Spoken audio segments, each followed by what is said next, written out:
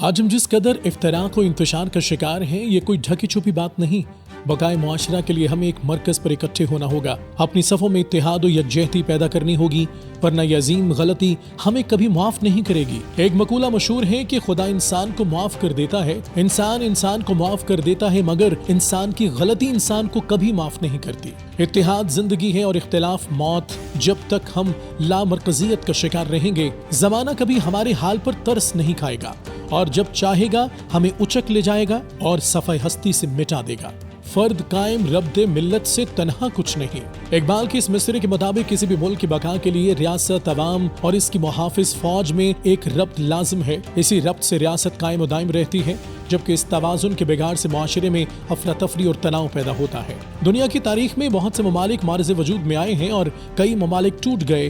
دنیا میں کئی قومیں بنی اور ٹوٹیں، مگر کئی قوموں نے اپنی یکجہتی اور جرأت مندی سے ابھر کر نام پیدا کیا، اور کئی دشمن کے ہاتھوں نادان بن کر تاریخ کے اوراق میں گم ہو گئی ہیں۔ بالکل ایسے ہی پاکستان بھی بطور ریاست معرض وجود میں نہیں آیا، بلکہ یہ اپنی یگانگت اور بے دریغ قربانیوں سے وجود میں آیا ہے، جس کے بعد اس نے دنیا میں اپنا ایک خاص مقام قائم کر رکھا ہے۔ مگر یہ ملک اپنوں کی سازشوں اور دشمنوں کی ایما پر اندرونی خلفشار کا شکار ہونے لگا ہے، جس کے بعد ہم یہ سوچنے پر مجبور ہو رہے ہیں کہ آخر کوئی ملک تباہ کیوں ہوتا ہے۔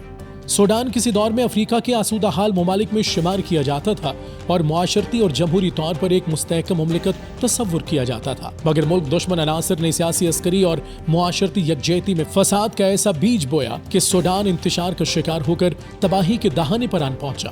اسی طرح عرب اسپرنگ کئی ممالک میں پہنچا اور دشمنان اسلام نے انتشار پھیلانے کے لیے سوشل میڈیا کا بھرپور استعمال کیا۔ لیبیا کا واقعہ زیادہ پرانا نہیں۔ اکتوبر 2011 میں لیبیا کے خلاف ایک سوچے سمجھے منصوبے کے تحت عوام کو محسوس کروایا گیا کہ ان کے ساتھ ظلم ہو رہا ہے، جس کے بعد دشمنوں نے چھوٹے چھوٹے عسکری ونگ بنائے، جنہوں نے عوام کے جذبات کو سلگایا اور جگہ جگہ قانون ہاتھ میں لیا، اور یوں دیکھتے ہی دیکھتے ایک ہنستا بستا ملک خاک ہو گیا۔ سوڈان اور لیبیا کے بعد شام کے حالات کا بھی جائزہ لیا جائے تو تاریخ ہمیں بتاتی ہے کہ شام ایک دور میں خوشحال اور ثقافتی طور پر معتبر اور دنیا کے قدیم ترین ممالک میں شمار ہوتا تھا، لیکن بدبخت دشمن نے شرپسندی کا ایسا جال بچھایا جس نے پہلے فوج کے پاؤں کو اکھاڑا اور ملک کی دفاعی لائن کو ناکارہ بنا کر ریاست کو ہی توڑ دیا۔ یہ سب ممالک معاشی طور پر پاکستان سے کہیں زیادہ مضبوط اور مستحکم تھے، جو اسی سوشل میڈیا اور غیر مصدقہ افواہوں کی بھیٹ چڑھے اور دنیا بھر میں عبرت کا نشان بن گئے۔